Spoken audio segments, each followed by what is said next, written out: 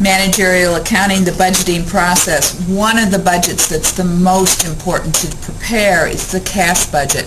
The cash budget basically looks at when is the cash going to flow into your business and when is the cash going to flow out.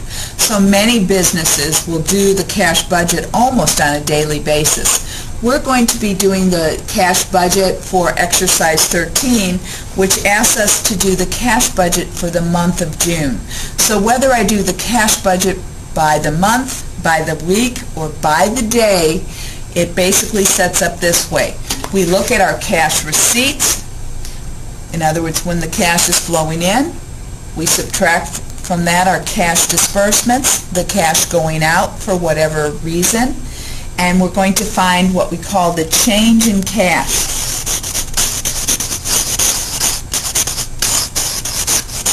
And that change in cash then is added to your beginning cash balance, and then you have to figure out, do you need to borrow? Can you repay some money?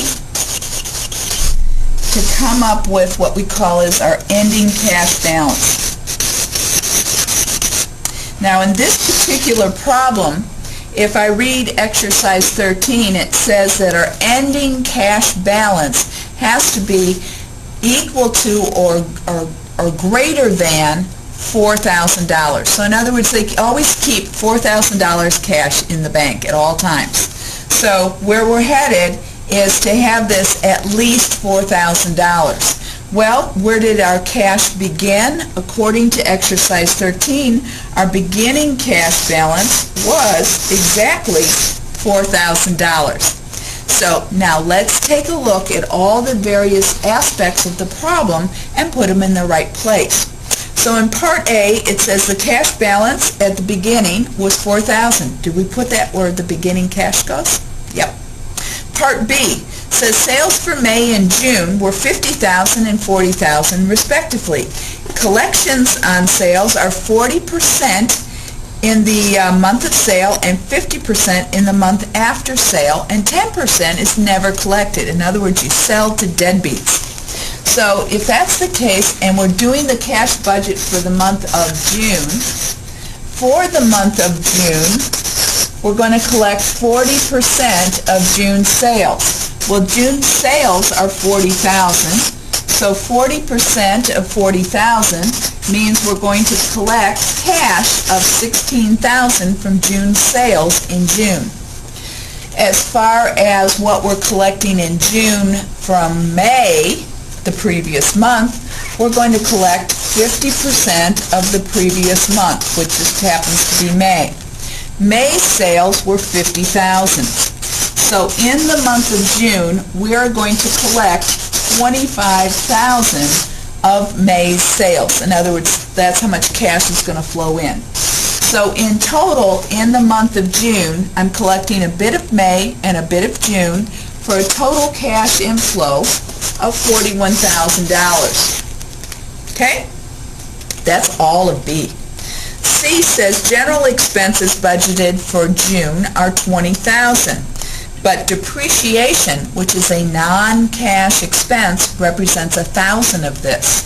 So as far as our cash disbursements, we're going to have a disbursement for general expenses, and those were $20,000, but $1,000 of those is depreciation. So we'll subtract $1,000 out. That means our cash outflows are only going to be $19,000, not $20,000. It then says in part D that we have some inventory purchases. So when I look at my purchases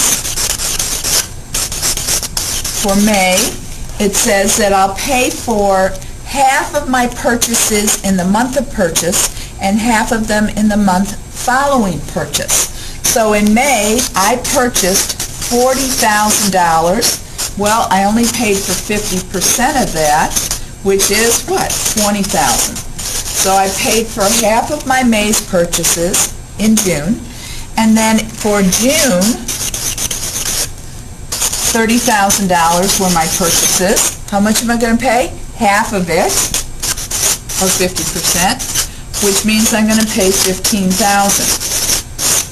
So that's what it says in Part D. Part E talks about what other expenses I have. And the other expenses I have is I'm going to pay for some office furniture. And I'm going to pay $5,000 for office furniture. And I'm going to pay for some sales commissions.